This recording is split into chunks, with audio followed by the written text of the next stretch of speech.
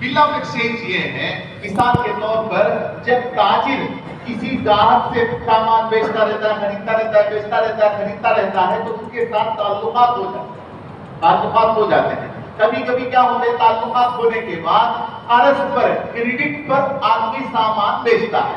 मिसाल के तौर पर मैंने 1 लाख रुपए का सामान बेचा, जिसको बेचा उसने कहा कि मैं आपको इस 1 लाख रुपए की जो कीमत है, ये कीमत मैं 2 महीने बाद अदा करूंगा, 3 महीने बाद अदा करूंगा।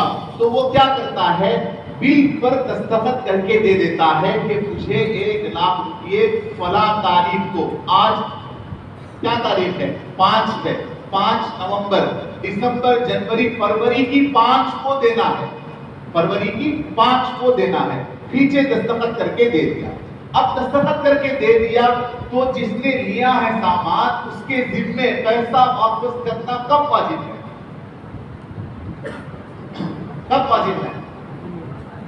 5 तारीख में, यानी जो मुद्दत तय हो चुकी है उसी मुद्दत की, क्योंकि पहले से राजी है ना, बेचने वाला भी राजी है और लेने वाला भी राजी है, पीछे दस्तखत भी कर दिया।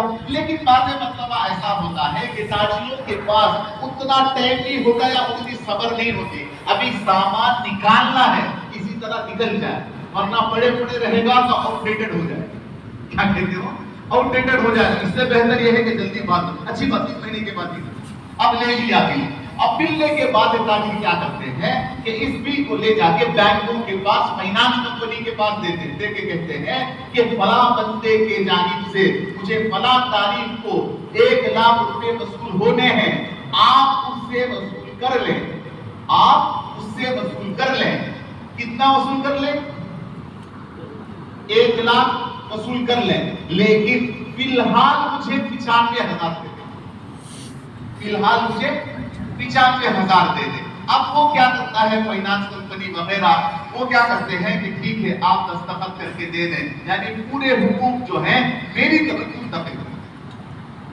अब जो ताजिर है, जो बाए है, वो क्या करता है कि जो जो हुकूक है उस बिल के पूरे मुंतकिल कर देता है थर्ड पार्टी को, फाइनेंस कंपनी को, बैंक को, किसी को भी कर दिया। अब करने के बाद नकद रकम 95,000 लेकर के अपनी जरूरत पूरी कर लेता।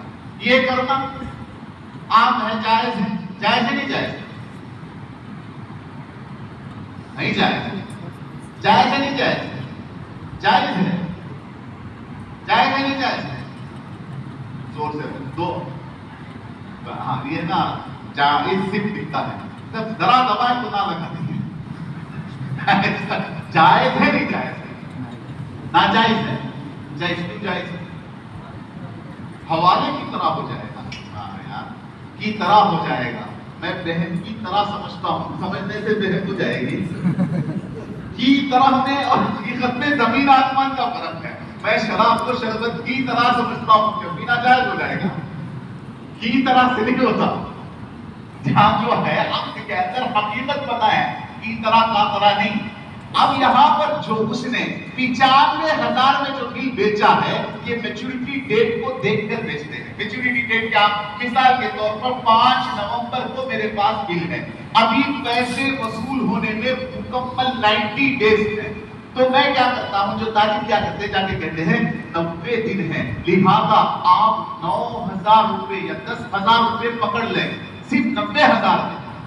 अगर मैच्योरिटी डेट के लिए 1 महीना है, सब्र किया, 1 महीना बाकी है, अब जाके कहते हैं कि सिर्फ 3,000 पकड़ के 97,000 दे दे। ये जो डिस्काउंटिंग होती है किसके एतबार से? मैच्योरिटी डेट को देख करके होती है। और ये चीज आम राइज भी है, ताजिरों के दरमियान राइज है नहीं राइज है? राइज है नहीं है? अब ये चीज जायज है? क्यों जायज नहीं? क्यों जायज नहीं? जल्दी, ये के एतबार से भी यही है। ये असल में क्या है, दुयून की बै है, कर्ज की बै है। गोया के 1 लाख को फरोख्त किया 90,000 में, 1 लाख को फरोख्त किया 95,000 में। جو کہ سود ہے، جو کیا نہیں ہے، جائز نہیں ہے۔ اب دیکھیے بل آف ایکسچینج کی تعریف، جب کوئی تاجر اپنی کوئی چیز کسی کو فروخت کرتا ہے تو وہ خریدار کے نام پر ایک بل بناتا ہے۔ تو اب کبھی کبھی ایسا ہوتا ہے کہ اس بل کی ادائیگی فی الفور نہیں کی جاتی، نہیں کی جاتی، فی الفور نہیں کی جاتی، بلکہ کچھ مدت بعد اس کی ادائیگی واجب ہوتی ہے، کچھ دنوں بعد اس کی ادائیگی واجب ہوتی ہے۔ جب اس طرح کا بل تیار ہو جاتا ہے تو تاجر اس وقت کے آنے سے پہلے خریدار سے اپنا قرض وصول نہیں کر سکتا، کیونکہ اس نے دستخط کر کے دیا، رضامندی سے تو دیا ہے، لے سکتا ہے نہیں لے سکتا، تو وہ کسی تیسرے شخص مثلا بینک وغیرہ کے پاس جا کر اپنا یہ بل ان کو فروخت کر دیتا ہے۔ یہ جو فروختگی ہوتی ہے یہ عموماً اس رقم سے کم ہوتی ہے جو رقم اس بل کے اوپر لکھی ہوئی ہو۔ 1,00,000 روپے کا بل 95,000، 97,000، 96,000 اس سے کم ہوتی ہے۔ ڈسکاؤنٹنگ جو کی جاتی ہے یہ میچورٹی ڈیٹ کو دیکھ کر کی جاتی ہے۔ ایک ہی مہینہ ہے، 10 دن باقی ہیں، 10,000 روپے مانگے تو دے گا، ارے یار اتنے دن برداشت کریے اور 10 دن کر، تو اس کے لیے کیا کرتے ہیں، میچورٹی ڈیٹ کو دیکھ کر۔ کبھی کبھی ایسا بھی ہوتا ہے کہ جب وہ اصل وقت آتا ہے خریدار سے دین وصول کرنے کا تو اس دوران اس بل کی کئی ہاتھوں میں بہن ہو چکی ہے، کئی ہاتھوں میں۔ ایک آدمی نے کیا کیا، 90,000 میں لیا، اب اس 90,000 کو بل کو 95,000 میں لیا، 94,000 میں بیچ دیا، اسی طرح سے 93,000 میں بیچ دیا، 90,000 میں بیچ دیا۔ اس طرح سے اس بل کی کیا ہوتی ہے، مختلف ہاتھوں میں اس کی بے ہو چکی ہوتی ہے، جو کہ ناجائز تو ہے۔ اب دیکھتے ہیں کہ بل کی اقسام کیا کیا ہے۔ ایک ہوتا ہے ان لینڈ بل۔ ان لینڈ بل کا مطلب ایک ہی ملک کے اندر دو تاجر، ایک ہی ملک کے اندر، احمد آباد کا ایک ہے اور اسی طرح ایک ایم پی کا ہے، بھوپال کا ہے، دونوں کے درمیان تجارت ہوئی، دونوں کے درمیان تجارت ہونے کیسی ہوئی، یہ قرض پر ہوئی بل دے دیا، اس کو کہتے ہیں ان لینڈ بل۔ دوسرا ہوتا ہے فارن بل۔ عام طور سے لوگ ایکسپورٹ امپورٹ کرتے ہیں، باہر سے سامان منگوایا، باہر سے سامان منگوایا یا باہر سامان بیچا تو اس نے کیا کیا کہ ہماری کمپنی کے نام پر بل جاری کر دیا اور پوری اتھینٹیکیشن کے ساتھ، گورنمنٹ کے اس کے ساتھ۔ اب یہ بل کیا کرتا ہے بندہ، لیکن تیسرے آدمی کو بیچ کے فوراً بنا لیتا ہے، اس کو کیا کرتا ہے، نقد میں تبدیل کر لیتا ہے، فارن بل۔ تیسرا ہے تجارتی بل، جو خاص تجارتی مقصد کے لیے، اور چوتھا ہے اعانتی بل۔ اعانتی بل کیا ہو سکتا ہے بتائیں، اعانتی بل کیا ہو سکتا ہے؟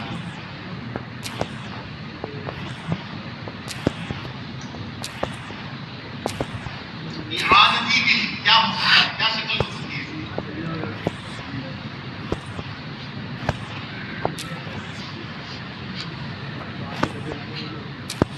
اعانتی بل کیا ہے، آسان ہے، کوئی مسئلہ نہیں۔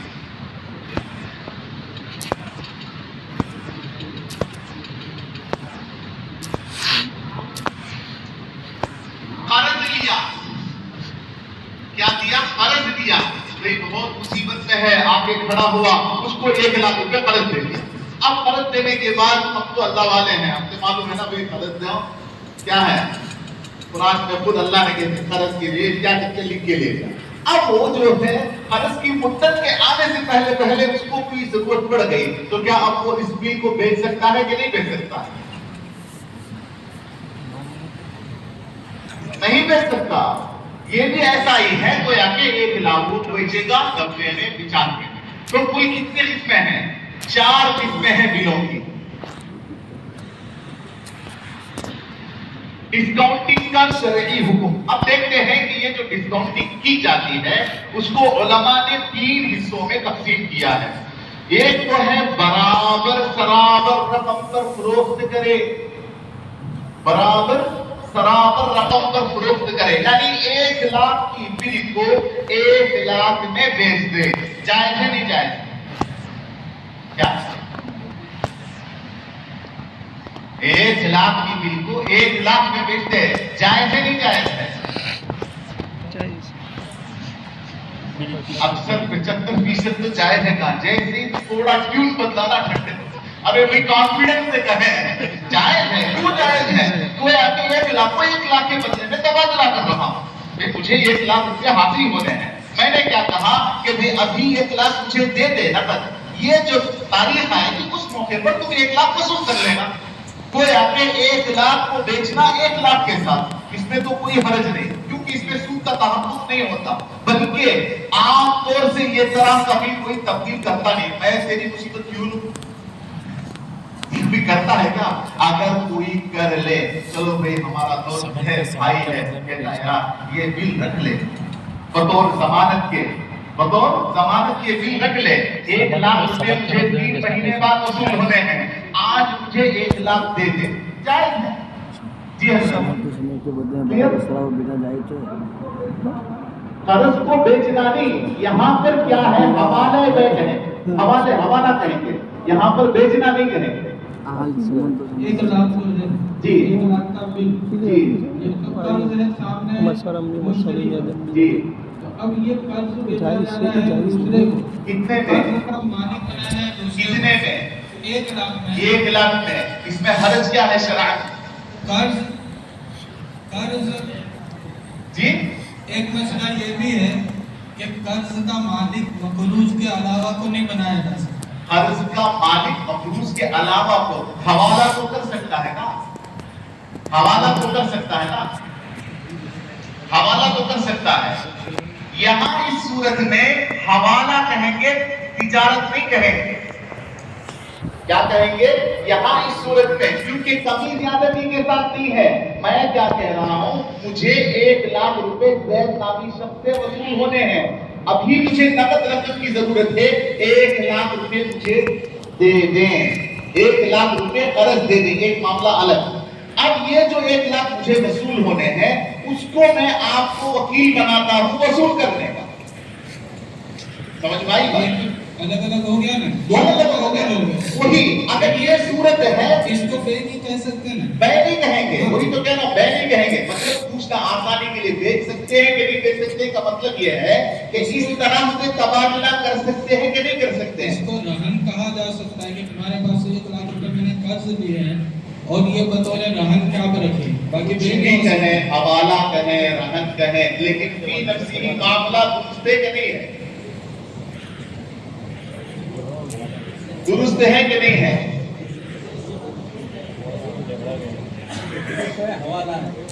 بے نہیں ہے۔ یہاں پر میرے پاس 1 لاکھ روپے کی بل ہے، میں کہتا ہوں رہن کے اعتبار سے کوئی آگے میں کہتا ہوں کہ فلاں تعلیم کو مجھے پیسے وصول ہونے ہیں، آپ مجھے 1 لاکھ روپے قرض دیں، اس 1 لاکھ روپے کی قرض کی وصولی کے لیے میں یہ دستاویز آپ کو دیتا ہوں، تو اس سے کیا ہوگا کہ خدا نخواستہ اس نے نہیں دیا تو میں دوں گا، اس کا ذمہ دار میں بنوں گا، لہذا اس طرح برابر کے ساتھ کرنا معاملہ کوئی حرج نہیں۔ دوسری شکل کمی زیادتی کے ساتھ کرنا، یعنی 1 لاکھ کو بیچا، 1 لاکھ کو بیچا 95,000 میں، یہ جائز ہے نہیں جائز ہے؟ صاف سی بات ہے۔ تیسری شکل بائع و مشتری ہی آپس میں کمی پر معاملہ کر لیں، یعنی میں نے ان سے سامان خریدا، 1 لاکھ روپے کا سامان خریدا اور 1 لاکھ کی بل پر میں نے دستخط کر کے دے دیا کہ 3 مہینے بعد دوں گا، لیکن یہ آ کے کھڑے ہو گئے میرے پاس کہ بھیا آپ 3 مہینے بعد مت دیں، بلکہ وہ جو 1 لاکھ کا سامان لیا ہے نا اس کے پیسے تھوڑا کم کر کے 90,000 کر کے آج ہی دے دیں، یہ کرنا جائز ہے نہیں جائز؟ ناجائز ہے، ناجائز ہے۔ کرنا جائز ہے نہیں جائز ہے؟ ناجائز ہے، کرنا جائز ہے۔ آپ مجھے بھی بتائیں، جائز ہے؟ ماشاءاللہ پورے جائز کہہ رہے ہیں، چاہے پہلے ناجائز کی دلیل سن لیں گے پھر جائز کی دلیل سنیں گے۔ اجل کے مقابل میں پیسے کم نہیں کیے جا سکتے، اجل کے مقابل میں جائز کہنے والوں کی دلیل کیا ہے؟ بائع مالی کمی نہیں کر رہا، بائع اجل کے مقابل میں کمی کر رہا ہے تو جائز نہیں ہوتا۔ یہ مفتی تقی عثمانی صاحب دامت برکاتہ نے اس کی تفسیر خوب البیو کے اندر لکھی ہے، بائع اور مشتری کے درمیان میں ہو اور دونوں کمی پر راضی ہو جائے تو گویا ایسا سمجھا جائے گا کہ اس کی پہلی قیمت بھی 95,000 یا 90,000 تھی۔ تکمیلہ فتح الملہین میں بھی اس بحث کو حضرت نے بہت تفصیل سے کیا ہے، اور اس کی ایک حدیث سے بھی دلیل ہے۔ کون سی حدیث ہے وہ؟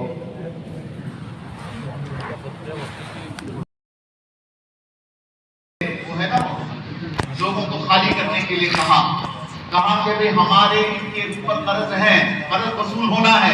اللہ کے نبی نے کہا کہ کچھ کم کرو، فوراً وصول کرو۔ کمی بیشی تھی پر بائے مشتری کچھ تو کچھ کم کرو، قرض کو فوراً وصول کر لو۔ کہ 1 لاکھ میں مانی ہوتا ہے منہ گلے کے چاچا کے آل دے میں مطلب یہ خوش ہوتا ہے ماتا آل کے ہمارا فائدہ تمہیں خوش ہے اپنی لائف میں مجھے یہ چیز ہی نہیں ہے۔ ضع وتعجل، اسی حدیث کی بنیاد پر علماء نے اس کی اجازت دی ہے، یعنی ابھی کم کرو، ابھی مدت کو مت دیکھو، کچھ کم کرو فوراً لے۔ تو چونکہ مفتی تقی عثمانی صاحب دامت برکاتہم وغیرہ کا کہنا یہ ہے کہ یہاں بائع مشتری کے درمیان میں ہے تو یہاں پر قرض کو بیچنے کا تحقق نہیں ہوگا، بلکہ اسی کی قیمت کو، جس قیمت پر سامان بیچا ہے، ایسا سمجھا جائے گا کہ گویا کہ اس نے اپنی پہلی قیمت کی اتنی رکھی پہلی۔ اگر یہاں پر زیادہ وصول کرتا تو پھر مسئلہ ٹیڑھا ہو جاتا، کیوں کہ اجل کی وجہ سے زیادہ وصول ہو رہا ہے۔ اب یہاں پر اسی کے مخالف صورت، کوئی کہتا ہے کہ 3 مہینے کے بجائے 1 مہینہ اور دو، اور بائع کہتا ہے اور دوں کا 5,000 روپے ایکسٹرا دینا پڑے گا، تب وہ چیز جیسے کتاب نے بتایا وہ متحقق ہوگی۔ کیوں؟ یہاں اجل کی بنیاد پر لیا تھا، یہ چیز جو ہے اجل کی بنیاد پر نہیں، بلکہ ابھی مجھے ضرورت ہے تو گویا کہ میں آپ کو 1 لاکھ کی چیز 95,000 میں دے دوں۔ اس کو ہے نا آپ تفصیل سے فقہ البیوع میں دیکھیں، بہت اچھی بحث کی ہے حضرت۔ اس کا متبادل کیا ہو سکتا ہے؟ مولوی صاحب سے پوچھتے ہیں۔ جی حضرت۔ اس میں ایک بات یہ ہوتی ہے، عام طور پر مجبوری میں آدمی کم کرتا ہے، تو کیا یہ درست ہوگا؟ مجبوری میں کم کرتا ہے؟ نہیں، ہمارے یہاں مارکیٹ میں مثلا ہمارے یہاں حیدرآباد میں بہت سی جگہ ایسا ہوتا ہے بڑی بڑی فیکٹریوں میں کہ مجبوری میں سامنے والا بھی نقد لینے کے لیے کم کرتا ہے۔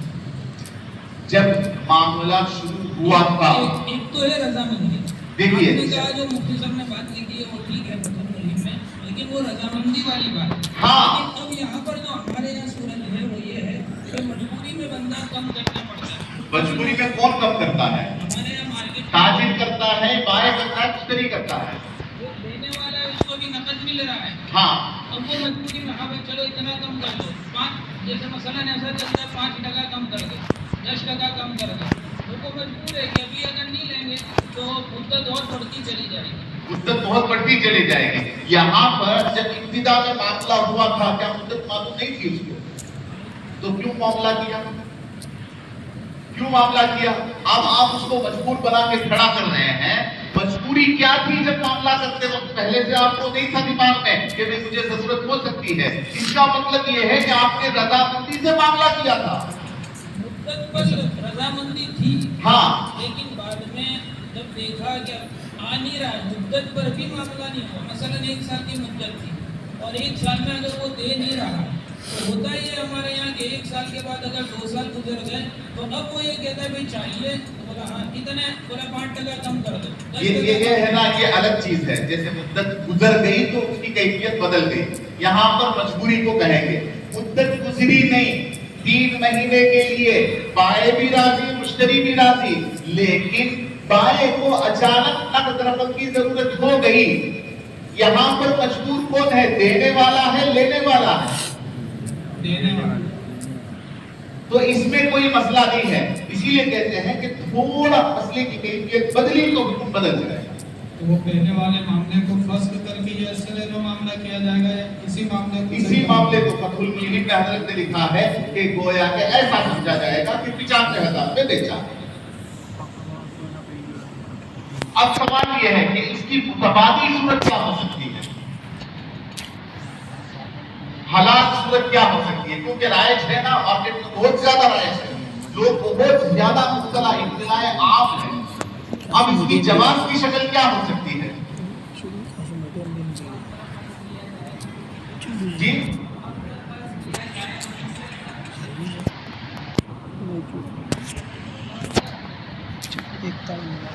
کم پر قرض لیا جائے اور جس سے قرض لیا جا رہا ہے اس کو وصول کرنے کا وکیل بنا دیا جائے اور زیادتی کو وکالت کی فیس مانگا جائے. یہ چیز ہے جیسے مولانا نے بتایا نا، تین چیزیں ہیں. کتنی چیزیں؟ تین چیزیں. یہ کہ ہے کہ تاجر وہ اپنا دین فروخت نہ کرے. دین کیا نہ کرے؟ فروخت نہ کرے، بلکہ تاجر بینک کو اپنا دین وصول کرنے کا وکیل بنا دے. کہ بھئی 1,00,000 روپیے فروری کی 2 تاریخ کو مجھے وصول ہونے ہیں، آپ میری جانب سے وصول کریں، میں آپ کو وکیل بناتا ہوں. تو اس کا مطلب یہ ہے کہ میں نے جو ذمہ داری اس پر تھی اس کو لگا دیا. اب میری طرف سے وہ وصول کرے گا تو اس کے لیے اجرت لینا جائز ہے کہ نہیں جائز ہے؟ جائز ہے. دوسری صورت کے ساتھ ساتھ کہتے ہیں اس وکالت کے بدلے میں اس کی کوئی اجرت مقرر کر دے. تیسری چیز، پھر الگ الگ عقد میں تاجر بینک سے قرضہ وصول کر لے. الگ الگ عقد میں بینک سے تاجر قرضہ وصول کر لے. لیکن اس کی تفصیل میں بھی حضرت نے میں ایک بات لکھی ہے، وہ یہ کہ اس کو ڈھیلا نہ بنائے. اگر یہ چیز کرنی ہے تو 3 کانٹریکٹ الگ ہیں. ایک ہے وکالہ اور دوسرا ہے قرض، تیسرا ہے سیٹ آف. سیٹ آف یعنی برابری سرابری. مثال کے طور پر مجھے 1,00,000 روپے باہر سے وصول ہونے ہیں. میں ایک بندے سے کہتا ہوں کہ بھئی دیکھ 1,00,000 روپے فلاں بندے سے نومبر کی 5 ہے تو فروری کی 5 کو وصول ہونا ہے، آپ میری جانب سے 1,00,000 روپے وصول کر لیں، میں آپ کو وکیل بناتا ہوں. اب یہاں پر مفتی تقی عثمانی صاحب دامت برکاتہ وغیرہ کا کہنا یہ ہے یہاں جو وکالت فیس ہوگی یہ مدت کے ساتھ مربوط نہ ہو.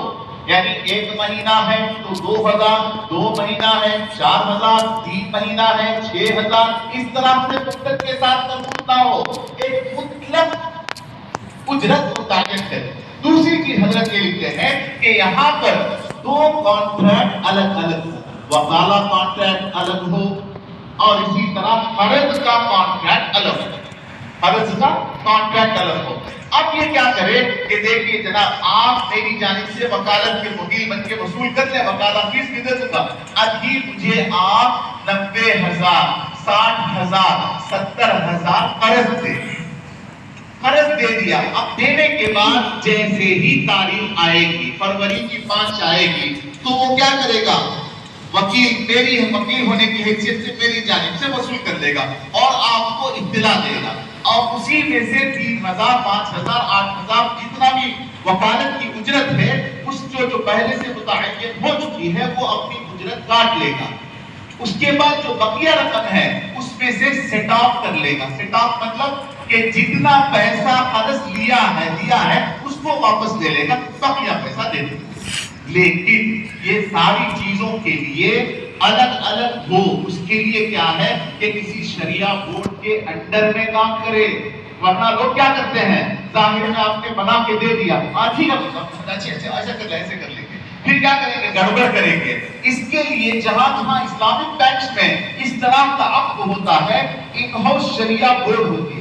ان کا کام یہ ہے کہ وہ ٹرانزیکشن کو مانیٹر کرتے ہیں، دیکھتے ہیں کہ بھئی یہ ٹرانزیکشن الگ ہوا، یہ ٹرانزیکشن الگ ہوا، یہ معاملہ الگ ہوا. اس کی کاپی کو دیکھتے ہیں اور اس کے حساب سے کہیں شریعت کے معاملے میں تھوڑی گڑبڑی ہوئی تو پھر ان کو مارک کرتے ہیں کہ بھئی اس دن اس مہینے میں اس بینک نے اتنے معاملے میں گڑبڑی کی. پھر ان کی کھنچائی کرتے ہیں اینوئل جنرل میٹنگ میں. اسی لیے جو پاور بینک کے سی ای او کو نہیں ہوتا اس سے زیادہ پاور بینک کے شریعہ بورڈ کو ہوتا ہے. بینک کی شریعہ بورڈ کو ہوتا ہے. صرف مفتی تقی عثمانی صاحب دامت برکاتہ نے ایک بینک میں پڑوس ملک میں جب انہوں نے وائلیشن کیا تو کہہ دیا، اعلان کر دیا کہ میں اس بینک سے بری ہوں. تو جتنے لوگوں نے پیسہ لگایا ہم سب نے واپس لے. اب پھر پڑھ گئے. یہ کیا ہے؟ جب رہنمائی کرتے ہیں تو صحیح کریں گے تو کام انشاءاللہ اللہ اور عزت بھی دے گا. تو سمجھ میں یہ بات ہے کلیئر؟ کوئی سوال ویوو ای کے متعلق؟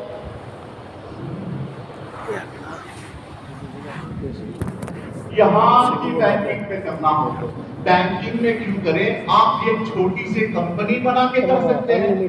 جیسے ایک کمپنی ہے، ابھی میرے ذہن میں نہیں ہے، وہ کیا کرتی ہے، جیسے کہ ایل این ٹی کا کوئی سیمنٹ خریدا اور ایل این ٹی والوں نے کیا کیا، ایل این ٹی سے کسی سامان کو بیچا اور ایل این ٹی والوں نے رسید دے دیا. بڑی بڑی جو کیا کہتے ہیں بالکل جو اسٹیبل کمپنیاں ہیں وہ تعمیر نہیں کرتی. ایسے کمپنیوں کی رسید آ گئی تو ایسی کمپنیوں کی رسید کے لیے ایک ٹیگ کاٹتی ہے. وہ کیا کرتی ہے، اس حساب سے سود کے ساتھ کرتی ہے. آپ بغیر کے کریں، پہلے آگے تو آئے، بعد میں ہم پروجیکٹ بنا کے دیں گے. لیکن مسئلہ یہ ہے کہ جب تک علماء اور عوام مل کے نہیں بیٹھیں گے کام نہیں ہوگا.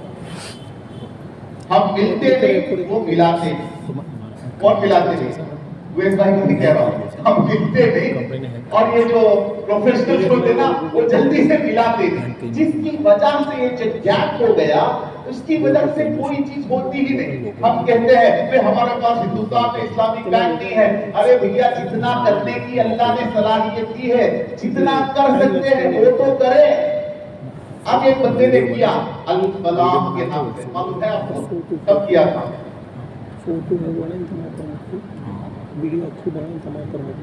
یہ ہمارے بھائی ہیں ماشاءاللہ، بنگلور کے بڑے ڈان ہیں. یہ بنگلور کی طرف سے ہندوستان میں کسی صوبے نے اتنا دھوکہ نہیں دیا ہوگا جتنا، اور پورے اسلام کے نام سے. ٹوپی بھی ٹوپی پہن کے پہنائیں گے، ٹوپی بھی ٹوپی پہن کے پہنائیں گے. تو ایک کمپنی تھی وہاں پر، کون سی کمپنی؟ ابھی نہیں، ماضی میں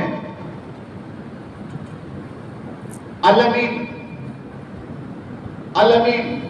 اور اسی طرح سے یہ کمپنی ہمارے یہاں تھی. اور خاص طور سے جماعت اسلامی کے لوگ ہوتے ہیں نا، وہ اس میں پیش رہتے ہیں اور کہتے ہیں کہ ہم ہی مفتی ہیں، ہم ہی مفسر ہیں. مولویوں کو کیا پتا، مولویوں کو کیا پتا. اور اسی طرح المیزان قائم کیا. کیا؟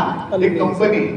ہم جاتے ہیں کہیں جا کے بات کرتے ہیں تو پرانی بڈھی عورتیں آواز دیتی ہیں، ارے کمبختو تم نے 30 سال پہلے میری چوڑیاں لے کے کھاتے کہ اس طرح کے نام سے کمپنی شروع کرنا آسان ہے، سنبھالنا، اس کو لے کے چلنا بہت مشکل ہے. اس کے لیے پہلے مین پاور کو تیار کرنا ہے، اس کے بعد پروجیکٹ تیار کرنا ہے. پہلے باہر بنانا ہے آگے، اس کے بعد. ورنہ ہمارے پاس کیا ہے، جوش کی بات ہو گئی، چلو ہم بھی شروع میں 4 آدمی ملے دھڑ دھڑ دھڑ کر کے. ہمارے یہاں ایک مفتی صاحب ہیں پڑوس میں، تو انہوں نے کیا کیا کہ یہ بہت نیا کبوتر آ گیا آ کے اسلامک فائنانس ان کے اچھے تعلقات ہیں، بڑے تجارت ادارے میں ہیں. تو کیا کیا، مالداروں کو جمع کیا، 40 لاکھ روپے جمع کر کے ہم بھی بغیر شروع کے قرض دیں گے، دے دیا.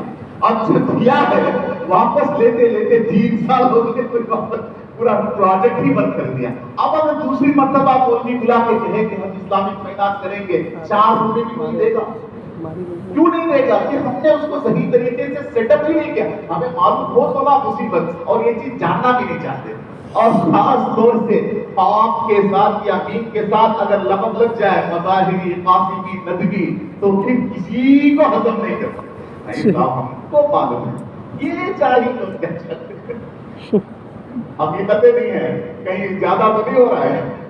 ٹھیک ہے، تو اس کے لیے ضرورت ہے کہ ہم کیا کریں، اتنا اپنے اندر ڈیولپ کریں اسکل کو کہ پھر یہ جو مالدار حضرات ہیں ہرگز کیا نہیں کر سکتے، دھوکہ نہیں دیں گے اور ہماری بات کی قدر کر کے ساتھ بھی دیں گے. تو یہاں تک یہ عنوان ختم. اس کے سلسلے میں کوئی سوال؟ جی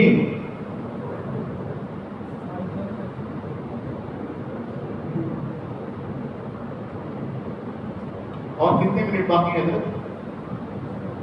25 منٹ ہے.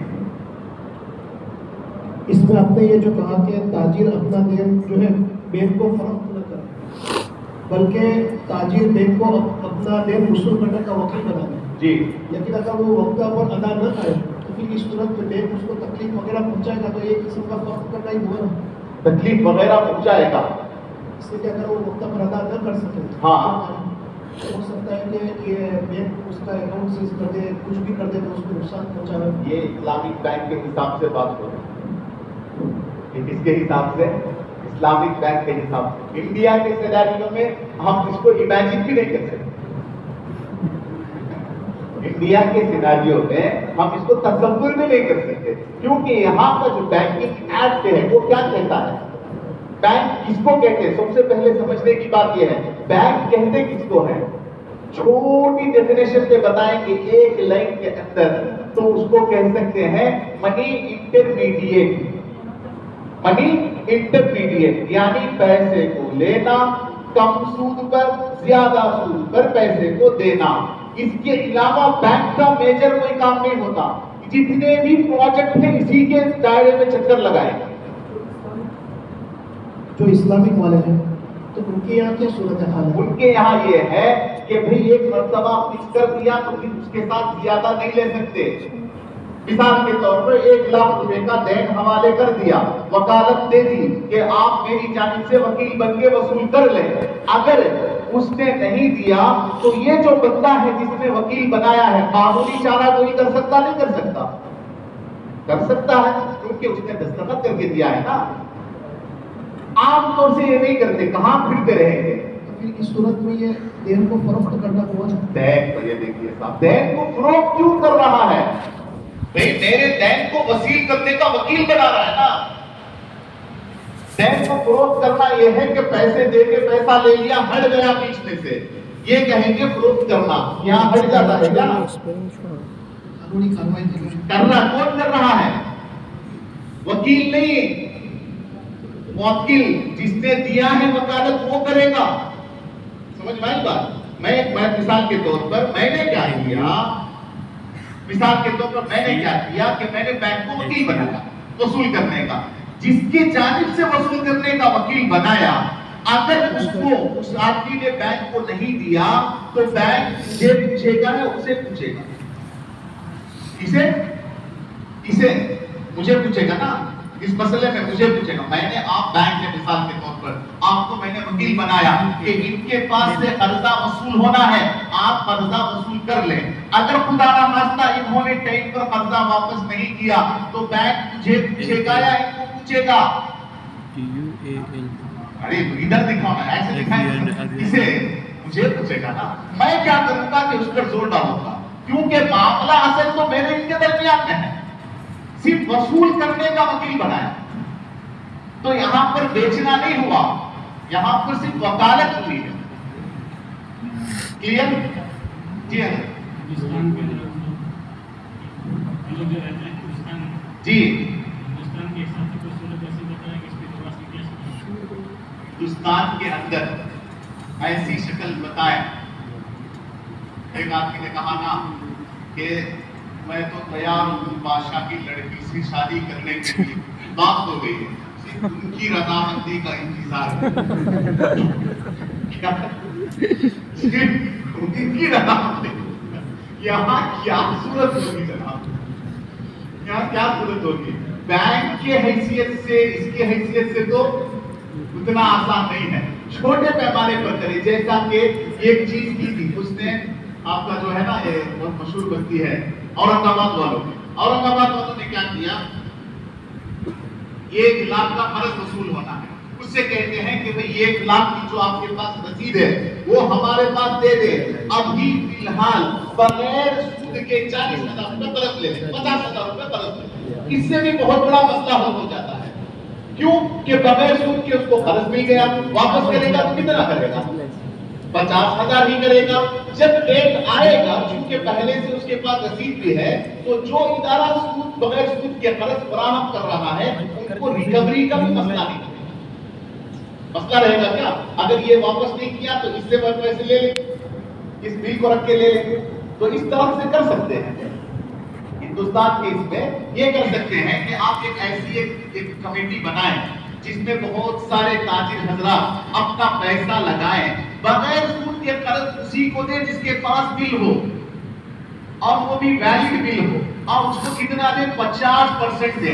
आमतौर से इसमें सवाल क्या करते हैं कि भाई हमारे पास बिल तो होती है, नकद रकम नहीं है, मजबूर होकर हम जाके बेचते हैं। समझ में आई बात? और कोई सवाल? जी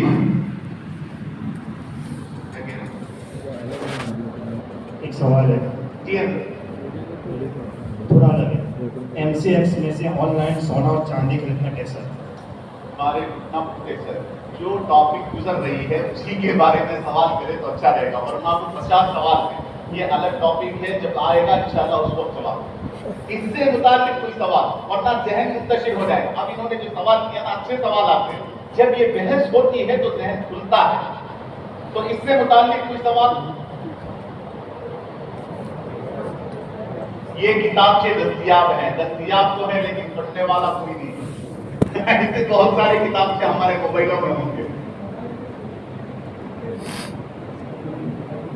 छपे हुए तो नहीं है। इंशाल्लाह देखेंगे, इनका जो PDF है मैं आपको भेजूंगा, जितने लोग आए हैं उनके दरमियान देखेंगे, कोई मसला नहीं। और कोई सवाल? PDF आई है नहीं आया तो एक ना तो मार ही लिया PDF बस क्लियर? बोले हारिस ने आदत थी, खबर है कोई भी आवे ना तो पाछड़ पड़ी PDF लेवा ने बस बीजी बात करवानी। तैयार ज रहा बोला बड़ा जना कॉपी कर देवा जी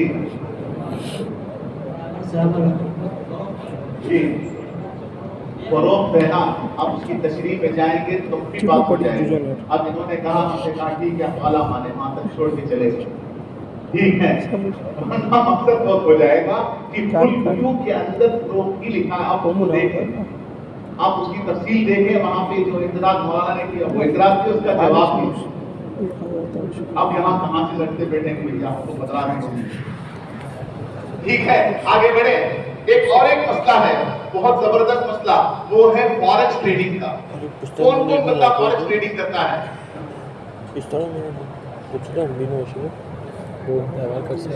फॉरेक्स ट्रेडिंग, पहले फॉरेक्स ट्रेडिंग क्या है? वक्त हो गया, जल्दी बताएं। फॉरेक्स ट्रेडिंग क्या है?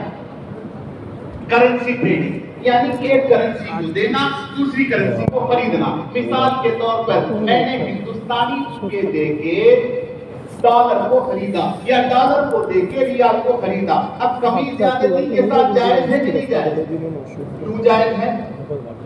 दो चीज बदल गई, लिहाजा फॉरेक्स ट्रेडिंग जायज है। तो खत्म कर देते। ये है ना, ये आवाम धोखा देने से पहले धोखा खाना है। फॉरेक्स ट्रेडिंग अलग है, करेंसी ट्रेडिंग अलग है। ये जो आपने सूरत बताई ये करेंसी ट्रेडिंग है। और आगे जो पूछते हैं मौलवी साहब से इसी तरह से, मौलाना मैं ऑनलाइन एक पैसे को बेचता हूं, दूसरे पैसे को खरीदता हूं। अब मौलाना क्या करते हैं कि उस तराजू में तोलते हैं, अगर जिन्स तब्दील हो जाए